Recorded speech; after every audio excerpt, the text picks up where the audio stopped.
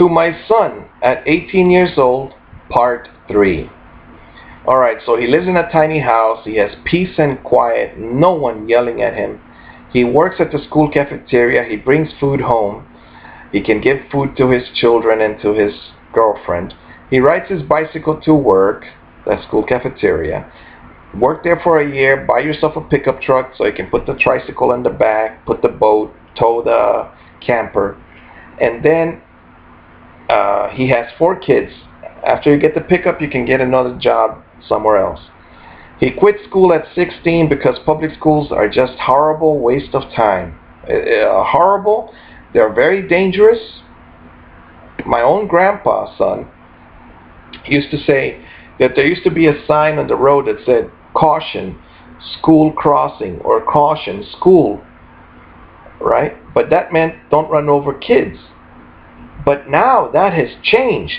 Now that caution means be careful. Kids will be shooting at you. You know, there's shooting guns. All right, so just like Mr. Miyagi said, when the punch comes, don't be there. Don't be there. If you know the schools are violent, get out of there. All right? You can quit at 16. No one told me I could quit at 16, all right? I was cleaning the school and all of that, you know, and I wasn't even getting paid. That was just for the tuition, which is fine. It kept me out of the school that had drugs, but I would have loved to quit and go to a real school, one that you learn carpentry, mechanics, something that makes you money. A diploma from high school is a worthless piece of paper. It's only good so that you can get into college, right? But college is and I've read an article already about it, even when I was in college is a waste of time. If you don't learn something that gives you money, like a mechanic, you get that ASE, I think it is, in the United States, certified, or the CompTIA A+ from computers. You get something that has proof that you can fix a car and that you're worth $20 or $20, $30 an hour. That is a school that is worth it. Alright, so he quit school at 16, but he did finish the carpentry course from Ashworth. He finished the electronics course from Ashworth. All of these courses are $700 each. He finished the lawnmower repair course. Now that one is $500. But God willing, son, we will get started with it, you know. That one is also at $200 to get started, or maybe $100 and something. He finished the electricity course. He finished the car mechanics course. He finished the CompTIA A+ course. Now this one is with Professor Messer. It's free, son. However, I've been listening to those videos and I have no clue what, you know, after the video's over, I forgot everything he said. You know? Alright, so you live in your tiny home. Most likely it's on top of 2 wheels, like a little trailer that you could pull. His girlfriend comes to visit him. His children come to visit him. He has money. Now, the way you have money is because, let's say you have that little trailer. You work, then you park the trailer. If I'm dead or everybody around you is dead, you park it somewhere. You ask around. Could I pay you $200 a month? Could I pay you $300? Until you find a place to park it, and then you buy your water and you buy. You have the solar panels. You know, God willing, I'm alive to buy all of these things. I don't know what the lifespan on solar panels is, but if we get those, at least you'll be able to charge your computer and have some light. He finished the CompTIA A+ course.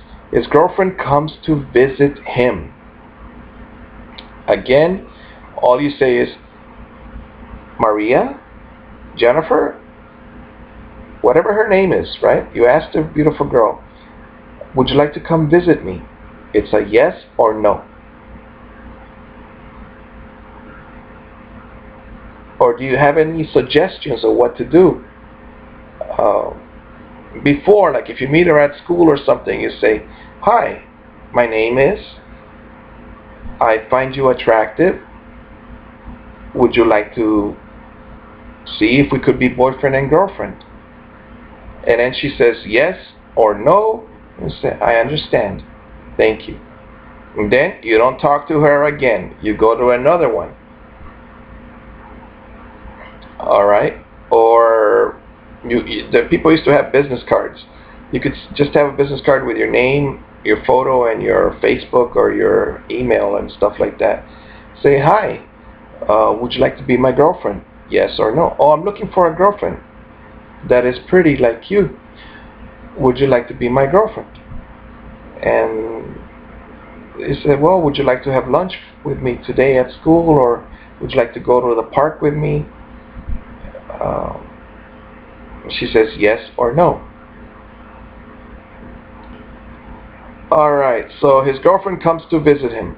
After she says, yes, I would like to be your girlfriend, great. And then, maybe not the same day, but the next day you could say, what is a girlfriend and what is a boyfriend? Well, you get the definitions out. And you tell her, well, at some time we get married. And then you say, perfect. Do we have sex before marriage? Yes or no? Are you at the same age I am? Like if she's 16 and you're 16, that's fine. If you're both 15, that's fine. Opinion, all right? I don't know if the law says that I can tell you that you're telling 15-year-olds to go have sex, you know. Everything is so different, because I remember a boy that was 15 and he looked 10. Skinny, and then I remember another boy that was 15 and he looked 21, you know, full beard and everything. So his children come to visit him. His girlfriend comes to visit him. So with the girlfriend, eventually you tell her, well, I live here, this is my little home, would you like to make love to me? And you could just put the music on and start kissing her. Sometimes people, some girls, like if you ask a girl from another country, would you like to make love to her? Usually they don't talk about that. They just do it. They don't talk about it. Like if she's in your room and you're kissing her and she's kissing you back and you're hugging her.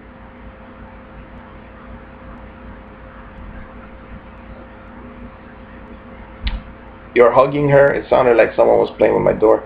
If you're hugging her and she's hugging you, then to me that is, she is willing. Alright? So what you could do is you could take off your shirt and then unbutton her dress or whatever it is. I remember one time with one girlfriend, she knocked on my door. She was not a girlfriend at that time. She was just somebody that I really liked, and she really liked, I don't know if she really liked me, right? But she knocked on my door, and she came inside, and I said, oh, look, this is where I live and everything. And then I showed her, I just pointed to my bed, and she went to sit down on it instantly. That's a very good thing also, by the way. Have no chairs, alright? Have no chairs. I think that's the reason she went to sit down on my bed. But after she sat down on my bed, of course, I followed her. Don't eat too much, you know? Sometimes these things, you eat too much, and then she's sitting down on your bed and you gotta go to the bathroom. I mean, come on. So, anyway, that was one of my happiest days, right? She sat down on my bed, and then I sat down next to her, and one thing led to another, right? And I never asked her, may I make love to you? May I be your boyfriend? No, I never asked her anything. In fact, I didn't know what I was doing much, you know, not much. But she liked what I was doing, which I didn't know what I was doing. How about that? Alright, so he finished the mechanics course, he finished the CompTIA A+ computer course, His girlfriend comes to visit him. His children come to visit him. He has money. It's important that you have money, son. In order for a relationship to be a strong man, yes, exercise, yes, brush your teeth, but also you have to have money. And money comes from work, all right, or selling things. Providing a service like fixing lawnmowers, providing a service like being a cashier at a store. Never be a cashier, by the way. The cash register will be short sometime. So, and they get shot whenever the robbers come. So just be a janitor if you have to. All right, but always have money. Here it says he bought land in Honduras. Now, son, that land could be out in the boondocks, but it's beautiful. You could live there. It doesn't have to be in Honduras. You could. You haven't been there that many times. I think only once at this moment. So, but I recommend Honduras because I remember the beach had trees and everything was so small. I mean, what? How many restaurants? You could count them, and you're less than 10 restaurants in the whole town. I mean, it's small. Everybody knows each other. Now, if you're a woman listening to me, if you move to Honduras, if you're taller than most men, you probably won't find a boyfriend.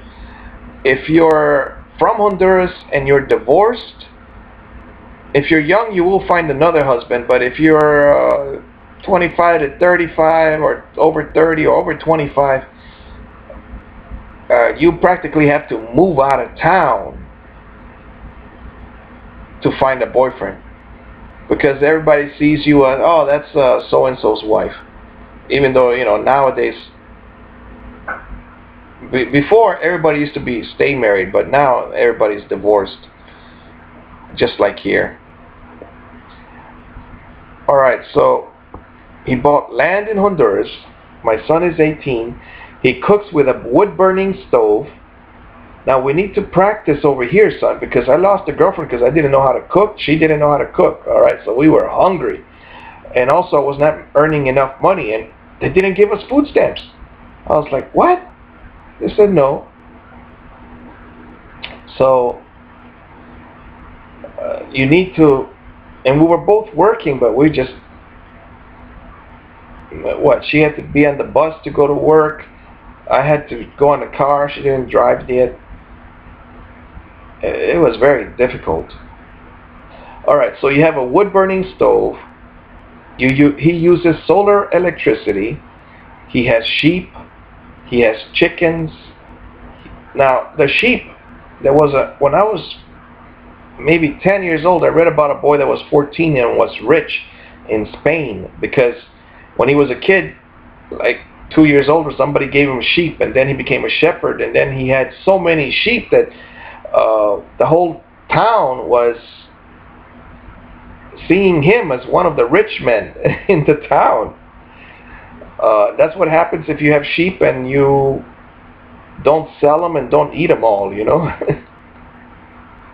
You get rich. And it's good to be rich. You can use that money to buy land, or to, have your neighbors also become richer, by having sheep, right? He has chickens. He has a tiny dome home in Honduras. He collects rainwater. Everybody over there does. He teaches self-defense, including tools and weapons, right? He teaches about the Universal Declaration of Human Rights. You need to know your rights, my son. You have the right to get married when you're an adult and start a family. You need to know these rights. He teaches about tilapia farming, growing fish in a swimming pool. And the swimming pool could be a $100 plastic pool, He grows food with hydroponics. He teaches Bible stories. He teaches carpentry. He grows moringa trees. And with the carpentry, if you had the sheep and everything, you could sell some sheep, make some money, and then buy the saw stop, the saw that doesn't cut off your fingers, because it has an electrical charge and it can tell that we have electricity in our body, and so it can tell we're humans, and it won't cut your finger. Saw stop. SAWSTOP. He grows moringa trees. He is God's servant. Remember that you are a champion, my son. Now for my daughter, I have many desires also, but I'll make a separate video for her. Love, Daniel. P.S. Use your time now to learn these things so that you will be happy as an adult. You see, I'm an adult that I know what I should be doing. I should be going to school for carpentry, for plumbing, for something that makes me money. But I didn't go to school for those things. I went to college like, oh, learn about American history, learn about the world history, learn about poetry. That's not going to put food on the table, my son.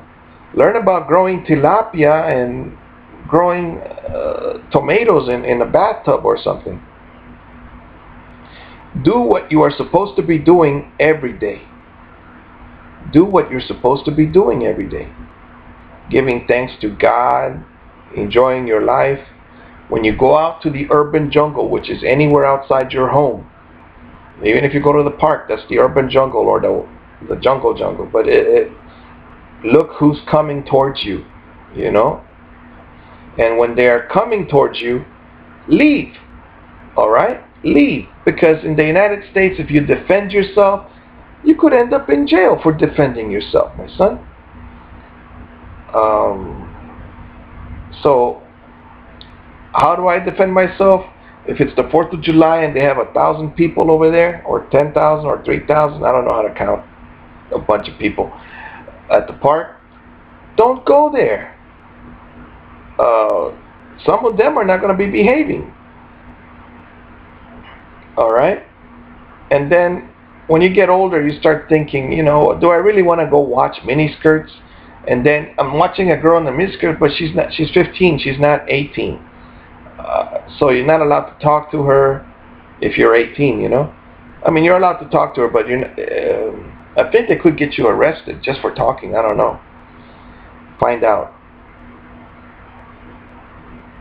Before you have sex with the girl, look at her ID and go get something notarized to make sure that she's an adult, will you? Alright? Now, there's the problem. Children don't have IDs. They're 15, 14. Remember one guy, the girl asked him, how old are you? He said, 17. He was younger than I am. I was 15, he was 14. Alright? I think he was younger. I think he was younger. If not, he was the same age as I am. Now the girl was probably 17. But he was lying. But nowadays, for doing something like that, you know, let's say that she is 18 and he's 17 and he's really 14. She goes to jail for him. So don't put people in jail if you don't have to, you know.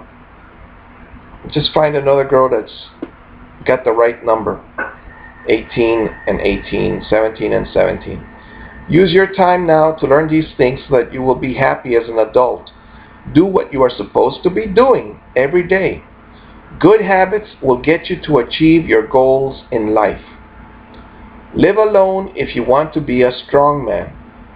I know what I'm telling you. If you want to be a strong man, you have to live alone, because eventually if you're going to have a woman yelling at you, she throws your books out in the street, you call the cops, they don't take her, they don't arrest her. Another time they don't come. What else does she do? She throws your CD collection on the floor and they're all scratched up. And the police say, well, we're not going to take her because she's pregnant, you know. They don't say that. They just don't take her. I'm not the only one that said this. A pregnant woman once told me, pregnant women get very angry. So the only way you can have your self-respect is don't live with them. They could come visit, and if they come to visit, it's just for a few things. Like, they might tell you, I need you to come over to my house, she says, to cut the grass. And then you tell her, depending on, it really depends down on, it's a bank account. If she gives you sex, you're going to do things for her. If she doesn't, you're going to say, go get your own gardener. You know?